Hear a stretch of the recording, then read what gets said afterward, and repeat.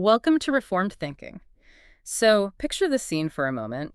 It is New Year's Eve in the year 1936. Right. Bitterly cold. Yeah, freezing.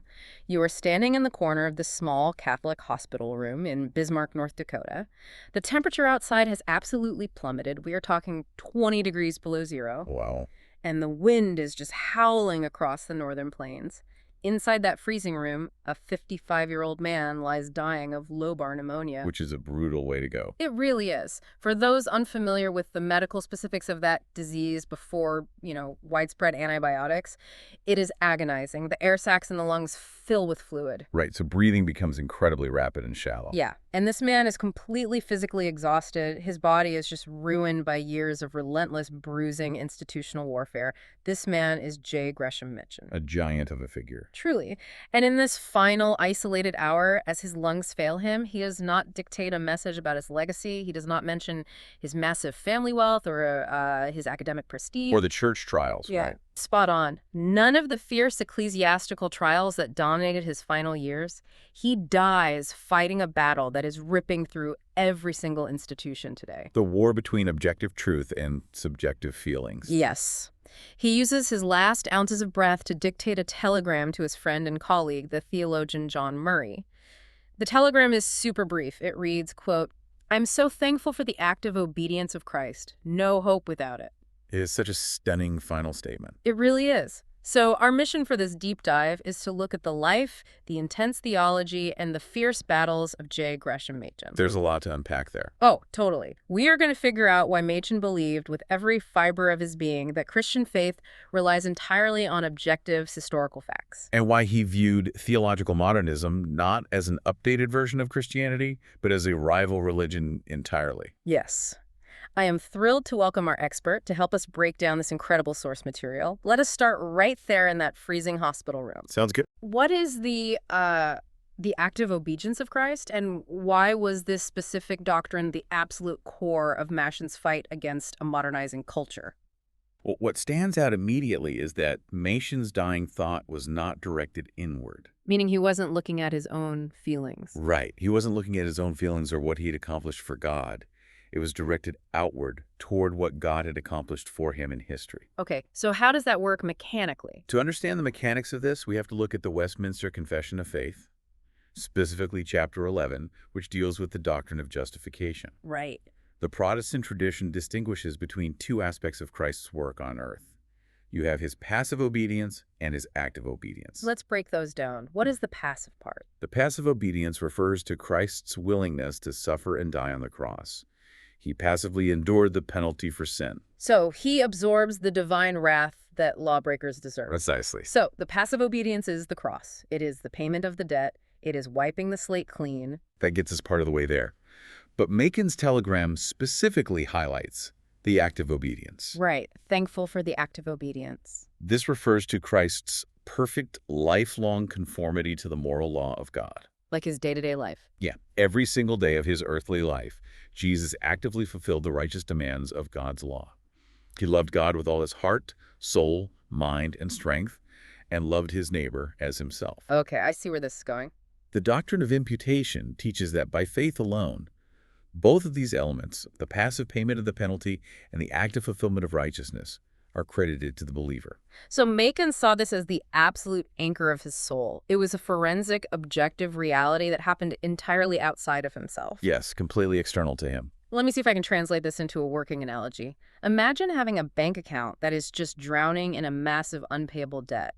You owe billions. Okay, tracking with you. The passive obedience, the cross, steps in and pays that entirely. The account is cleared. The balance is zero. Right, the debt is gone. But a zero balance does not buy you a house. If you want to purchase a massive estate, you still need capital. That is a great way to put it. So you need someone else to deposit $1 billion into that cleared account so you actually have the purchasing power to acquire the estate. Is that the distinction between the passive and the active obedience? We can build on that analogy, absolutely. But we need to push it further to capture the theological weight. How so? It is not just about needing capital to buy a house. It is about the fact that God's law demands absolute perfection. A zero balance is not perfection. It is just an absence of crime. Precisely. Without the active obedience of Christ imputed to the believer, a person is left in a state of moral neutrality. They are no longer in debt, but they lack the positive righteousness required to stand before an infinitely holy God. You nailed it. Machen understood that if Jesus only died for our sins but did not live a life of perfect law-keeping on our behalf, we would have no positive standing in the divine courtroom. Wow. And this forensic objective justification is the exact opposite of the modernistic theories that Machen battled his entire career. Right. The modernists of the early 20th century viewed Jesus primarily as a moral influence. Like a subjective inspiration or a great teacher who showed humanity how to live ethical lives? Yeah, they localized salvation inside the human experience. Machen realized that if salvation depends on our subjective moral improvement inspired by the teachings of Jesus, we are doomed. Because our moral improvement is always flawed. Spot on. He required an external, objective righteousness. It is staggering to think about a man fighting denominational battles his whole life. And at the very end, while literally suffocating, he strips his entire theological universe down to one mechanism. Christ's perfect law-keeping. Yeah. But to grasp how Machen arrived at this zero-compromise stance, we have to rewind the tape. We need to look at his origins. Because he was not your average scrappy street fighter. Not at all. He was born in Baltimore in 1881 into a world of serious Southern aristocratic refinement. His background provides crucial context for everything that follows. His father, Arthur Webster Machen, was a highly successful lawyer. And a classical scholar, right. Yeah, he read Latin and Greek for leisure.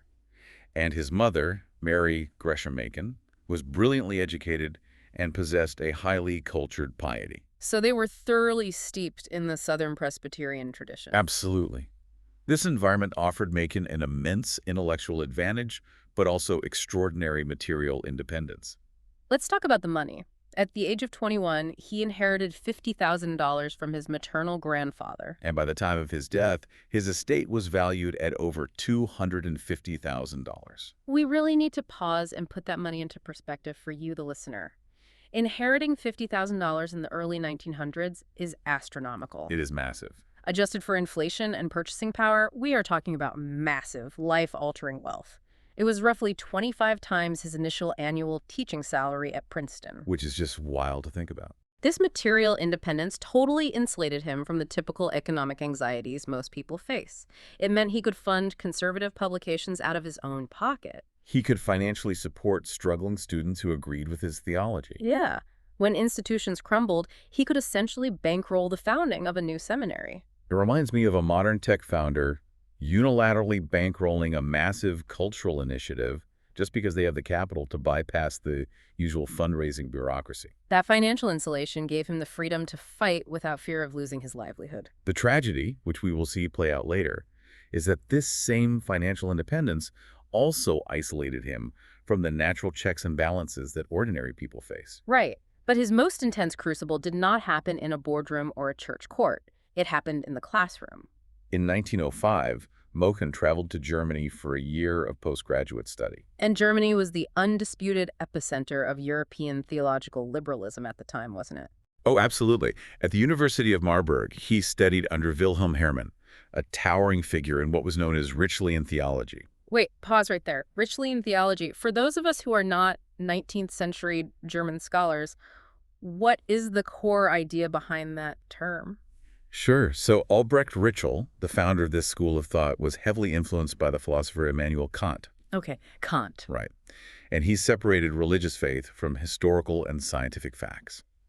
Kant had argued that we cannot know things as they are in themselves, only as we experience them. So Ritschlian theology applied this to Christianity. Yes. They argued that you cannot prove the historical miracles of the Bible, nor do you need to. So what did they think actually mattered? What matters is the value judgment of religion, the practical ethical impact it has on your life. Okay, and Wilhelm Hermann took this and applied an intense emotional piety to it. He did. And according to our sources, Hermann completely threw Machen into a tailspin. The shock for Machen was that Hermann was not some cold, cynical atheist trying to destroy the faith with a sledgehammer. He wasn't just tearing down the Bible for fun. Not at all. Hermann possessed an intense, vibrant, personal devotion to the person of Jesus. He radiated a genuine religious warmth. Yet, simultaneously, Hermann completely rejected the historical reliability of the New Testament. Spot on. He taught that true Christian faith does not depend on accepting historical events like the virgin birth or the bodily resurrection. Instead, faith is based on an existential, subjective encounter with the inner life of Jesus. Right. It was highly internalized. Here's where the tension gets incredibly relevant for anyone listening today. Herman is offering a version of Christianity that feels warm, inclusive, and spiritually satisfying. But it is completely severed from supernatural facts. Yes, he is saying, you do not need the history, you just need the feeling. You do not need the empty tomb, you just need the ethical inspiration. And Machen wrote home to his parents confessing he was in deep intellectual confusion.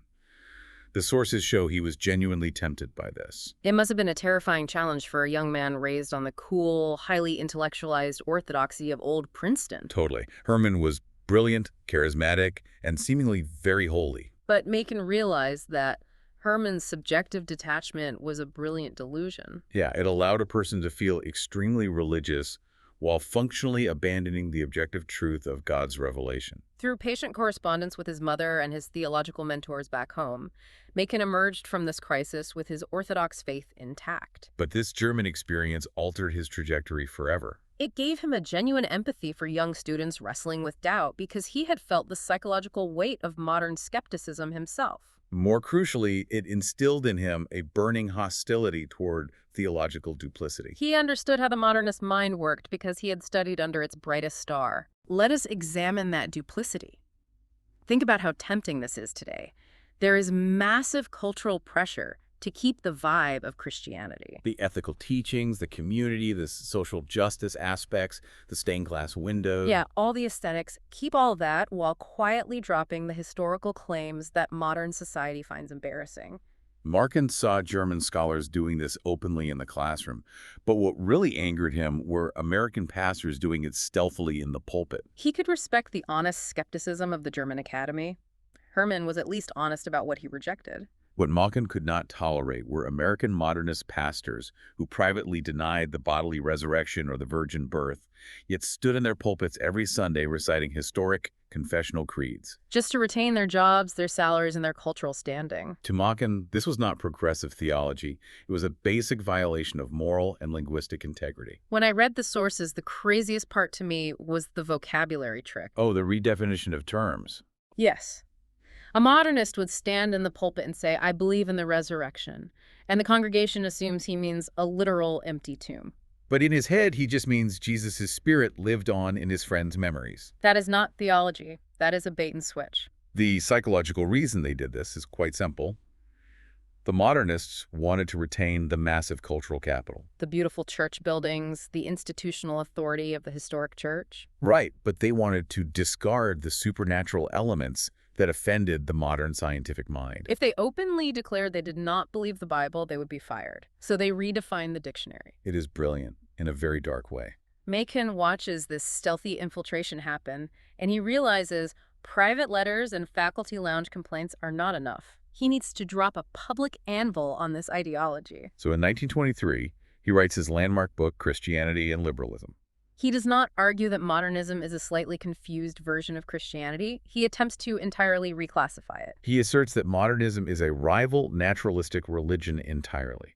It is not a different flavor of ice cream. It is poison in a similar-looking bowl. His thesis was devastating in its clarity. He argued that Christianity is built upon historical facts, events that literally occurred in time and space, outside of the human mind. Modernism, on the other hand, was built on a naturalistic philosophy that viewed religion as a subjective projection of human experience. The vocabulary remains identical, but the meaning is entirely contradictory. It is like someone buys a historic, centuries-old house. From the street, it looks identical. The paint is the same. The porch is the same. But inside, they've gutted all the load-bearing walls. Yeah. They replace the steel and oak with cardboard. It looks fine when the weather is calm, but the moment a storm hits, the entire structure collapses under pressure because the structural integrity is gone. And Machen is pointing at the house and screaming, the walls are gone. He backed up this alarm by going straight to the apostolic witness, specifically the Apostle Paul's letter to the Galatians. Our sources provide a rigorous breakdown of Machen's reliance on Galatians chapter 1, verses 6 through 10. In this text, Paul is writing to early churches that are being subverted by Judaizers. Teachers who claimed that Gentile converts had to submit to the ceremonial law of Moses, like circumcision, to be justified before God. And Paul does not mince words here. He does not start with his usual polite greetings and thanksgivings. He skips the pleasantries and goes straight for the throat. In verse 8, Paul writes, "Even if we, or an angel from heaven, should preach to you a gospel contrary to that which we preach to you, let him be accursed." That is heavy. What requires close attention here is the Greek syntax Paul employs. In verse 8, Paul uses a third-class conditional clause. Which means what, grammatically? This grammatical structure establishes a hypothetical scenario. He is saying, even if a literal angel floated down from the sky and changed the message, reject it. This shows that the objective standard of the gospel transcends even apostolic or angelic authority. The message judges the messenger, not the other way around. Wow. And then in verse 9, Paul shifts his grammar. He moves to a first-class conditional clause, which assumes the reality of the condition. He says, if anyone is preaching to you a gospel contrary to that which you received, let him be accursed. So the shift means this is no longer hypothetical. The threat is active. Someone is actually doing this right now in Galatia. Yes. The word Paul uses for accursed in the Greek is anathema. We hear that word thrown around casually today, but its roots are intense. Very intense. The Greek word anathema is the equivalent of the Hebrew word cherem. Which means? In the Old Testament context, cherem denotes something utterly dedicated to divine destruction. It is set apart for absolute judgment. Paul is not calling for an ecumenical dialogue with the Judaizers. No, he is not suggesting they co-author a paper on their differing perspectives. He is pronouncing their total exclusion from the kingdom of grace. Consider the implications of that for Machen's context. If Paul pronounced a divine curse on people who who just wanted to add a few legal requirements to the gospel, how much heavier does that judgment fall on modernists who deny the historical reality of the Savior entirely? The Judaizers at least believed Jesus rose from the dead. The modernists were gutting the entire historical foundation. It is a staggering realization. If Paul drops the anathema hammer on someone who says, Jesus plus circumcision, what would he say to someone who says, Jesus was just a nice guy whose bones are still in the Middle East? Machen saw that modifying the gospel is literally deserting God. This leads directly into the theological engine behind Machen's entire life, which is the Epistle of Jude, specifically verse 3. Jude writes, I found it necessary to write appealing to you to contend for the faith that was once for all delivered to the saints. Every word in that verse carries immense weight in this debate. Look closely at the phrasing Jude uses. He says the faith was delivered. The verb is passive. Meaning the church receives the truth, it does not invent it. Right. It does not update it based on the shifting moods of the culture or the latest scientific consensus. The church is a steward of a deposit, not a manufacturer of new ideas. And then he adds, once for all. That implies absolute finality. The toolbox is closed. It means the apostolic deposit is a finished entity. The canon of Scripture is not a living laboratory for continuous adjustment. You can translate it into new languages, you can teach it using new methods, you can apply it to new technological situations, but you cannot revise its substance. Modernism assumed that the church could keep the religious feeling of Christianity while altering the facts to suit the scientific age. Jude explicitly forbids that premise. Jude also gives a chilling warning about how this false teaching enters the church. He says that certain people have crept in unnoticed. They did not stage a frontal assault from the outside with banners declaring their hatred of God. They came in through the side door. This mirrored Machen's institutional reality in the 1920s perfectly. The assault did not come from vocal atheists outside the church walls. It slipped in quietly through seminary boards, through established pulpits, and through venerable mission agencies. The false teachers used proximity, academic credentials, and traditional vocabulary to mask their unbelief. They crept in unnoticed because they sounded reasonable, compassionate, and broad-minded. And Jude connects this doctrinal drift directly to moral decay. He says these intruders pervert the grace of God into sensuality. I find this fascinating because people today constantly try to separate belief from behavior. Right, like doctrine is just an isolated academic exercise. But a false view of grace inevitably produces a false path of life. The modern world often claims that doctrine divides while practice unites, suggesting we should ignore theology and just focus on being good neighbors. But Jude argues that corrupt doctrine produces corrupt practice. When grace is severed from Christ's objective authority, it becomes a license for the flesh. Antinomianism, the rejection of God's moral law, always follows the rejection of God's truth. Therefore, for Machen, Doctrinal precision was not pedantic, it was a literal act of pastoral love. To allow a congregation to sit under vague language that hides unbelief is to leave them exposed to spiritual ruin. Fighting for the truth was how he loved the church. It was his pastoral care. So Machen is waging this massive war against modernism, standing firm on the historical facts and confessional precision. Naturally, the secular media of his day looks at him and says, this guy is the intellectual leader of the fundamentalists. But Machen completely rejected that label. He refused to call himself a fundamentalist. Why? He was willing to ally with fundamentalists when it came to defending the supernatural character of Scripture against the modernists, but he recognized structural deficiencies in the fundamentalist movement that he could not endorse. We have to differentiate between confessional Calvinism and pietistic fundamentalism. Yes. I love the anecdote about Machen claiming his ideal environment was a Princeton room full of fellows smoking. You can just imagine the horror of his pietistic fundamentalist allies when he said that. It highlights a deep cultural and theological divide.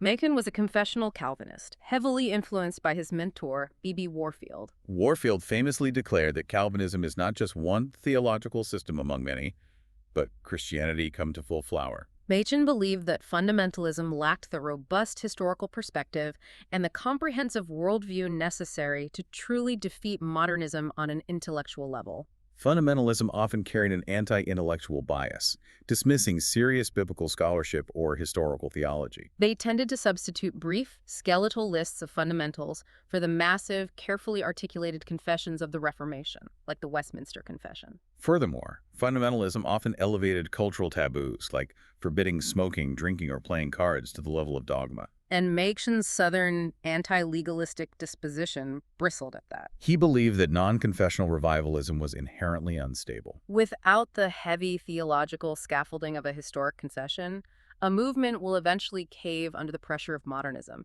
because it relies too much on emotion and individual charisma. This confessional framework dictated his entire view of church integrity. Machen argued that a denomination is a voluntary covenant. When a minister is ordained, he publicly subscribes to a specific set of doctrines. If, over time, that minister's views change, and he no longer believes the confession, Machen did not demand he be burned at the stake. He simply said honesty requires that man to resign his pulpit and join a group that shares his new beliefs. It is basic integrity. If you join the Vegetarian Society and then you decide you love eating steak, you leave the society. Right. You do not stay and try to redefine the word vegetarian to include beef just so you can keep hanging out in their clubhouse. The moral duplicity of staying in a confessional church while altering the definitions of the confession was what drove Machen to fight so fiercely. His battle was about the very concept of truth within a voluntary association. But his insistence on this truth came at a massive personal and professional cost. We need to talk about the timeline of institutional collapse, because he did not just write books, he watched his entire world crumble. For 23 years, Machen taught New Testament at Princeton Theological Seminary. He was the champion of the old Princeton tradition. But in 1929, the ground shifted underneath him. Why did the General Assembly turn on him? The cultural atmosphere of the late 1920s is vital here. Following the Scopes monkey trial in 1925, there was immense pressure on religious institutions to appear academically respectable and tolerant. The General Assembly of the Presbyterian Church reorganized Princeton Seminary's governing boards to dilute conservative control. They wanted a broader tent. They wanted to accommodate men of differing theological views to avoid the embarrassment of public division. They wanted peace at the expense of precision. And Machen sees the writing on the wall. He realizes that a board structured for compromise will inevitably produce compromised teaching. He does not stay and fight a losing battle in the faculty lounge. He walks away. He leaves his academic home of over 2 decades and immediately founds Westminster Theological Seminary in Philadelphia. He did not do this out of a love for novelty or schism. He did it out of absolute necessity. If objective truth is going to survive, it requires physical places where that truth can be faithfully transmitted to the next generation without the interference of a compromised board. But the conflict did not stop at the seminary level. It spilled over into the realm of foreign missions. Which is what ultimately, what finally led to his ecclesiastical trial. The missions crisis is where the heat reaches the boiling point. In 1932, a massive interdenominational report was published called Rethinking Missions. This report advocated for a radical shift in missionary strategy.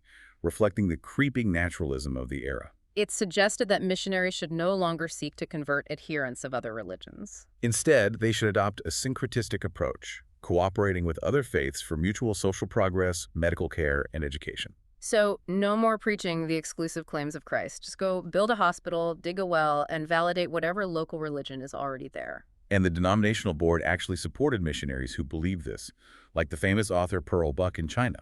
When the Presbyterian Board of Foreign Missions refused to condemn this syncretistic approach or enforce doctrinal standards on their missionaries, Machen took action. In 1933, he founded the Independent Board for Presbyterian Foreign Missions. The goal was to ensure that conservative donors could fund missionaries who were actually preaching the historic gospel, rather than funding social workers who denied the resurrection. The denominational bureaucracy viewed this as an intolerable act of rebellion. They could tolerate theological heresy, but they could not tolerate a threat to their funding apparatus. In March 1935, Machen was put on trial by his presbytery, found guilty of insubordination, and brutally stripped of his ordination credentials. He was officially defrocked. After dedicating his entire life, his intellect, and his personal fortune to defending the church kicks him out. It is a stunning betrayal. He responds the only way he knew how, by building again. In June 1936, just months before his death, he led the formation of what would become the Orthodox Presbyterian Church. Machen understood that you cannot just write angry articles criticizing error. You have to build constructive alternatives. Fighting for objective facts means creating physical institutions, training pastors, and establishing churches where those facts are safeguarded and taught. That is the definition of constructive controversy. But building those walls, fighting those endless battles, taking the hits from his former friends, it took a tragic toll. Huge toll. I want to return to that freezing hospital room in Bismarck. Machen died at 55.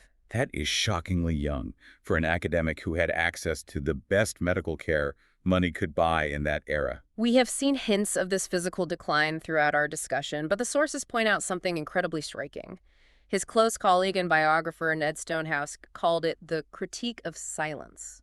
It is a highly sobering observation for anyone engaged in defending truth. What does he mean by it? When you review Machen's exhaustive 500-page biography, and when you look through his vast bibliography of published books, letters, and private papers, there is an almost total absence of detail regarding his personal prayer life. Wait, really? Yeah. There's virtually no documentation of his private devotional practices. One searches in vain for an essay or a sermon dedicated solely to the subject of prayer. I read that and immediately wondered, does this indicate that the intellectual academic defense of the faith ended up swallowing his personal communion with God? It makes you wonder. Was he so busy fighting for the historical facts of the gospel that he neglected to sit quietly with the God of the gospel? We have to be cautious about arguing from silence, as Jesus instructs believers to pray in secret, and Machen was a private man regarding his emotions. However, the omission is disconcerting. It highlights a recurring vulnerability for anyone intensely engaged in controversy. It is incredibly easy to allow the administrative details, the theological litigation, the endless committee meetings, and the academic output to dry out the soul's warm, experiential communion with God. He was so busy guarding the fortress from the modernists outside that he forgot to sit by the fire inside. This spiritual vulnerability was heavily compounded by his physical isolation.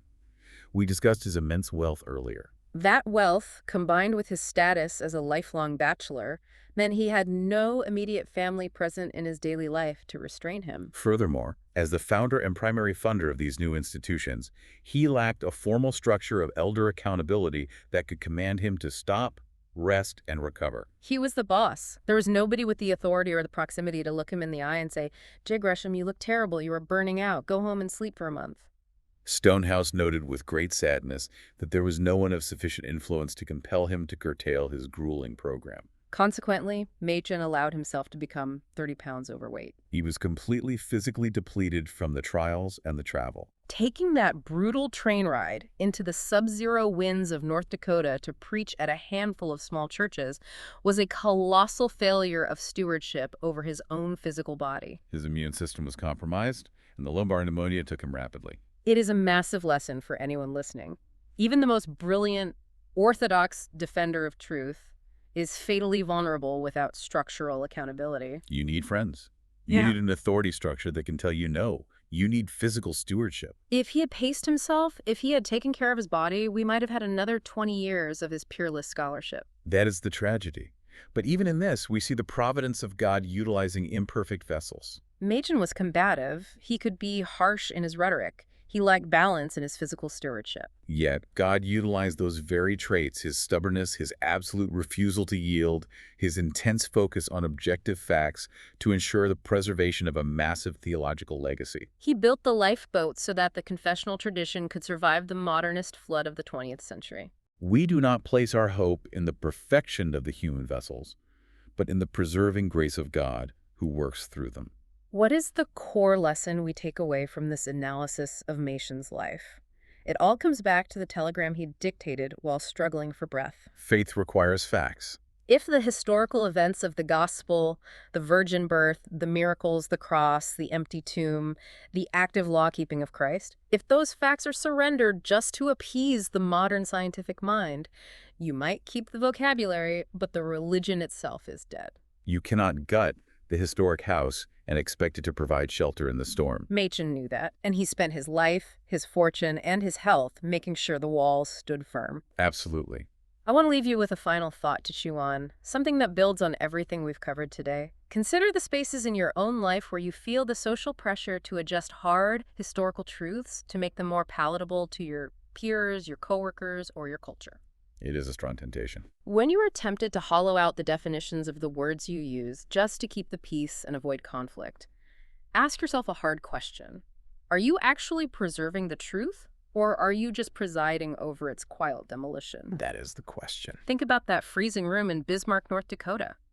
When the winds of cultural pressure drop to 20 below zero, you will need more than a subjective feeling or a positive vibe. You'll need objective historical facts. Thank you for joining us on this deep dive.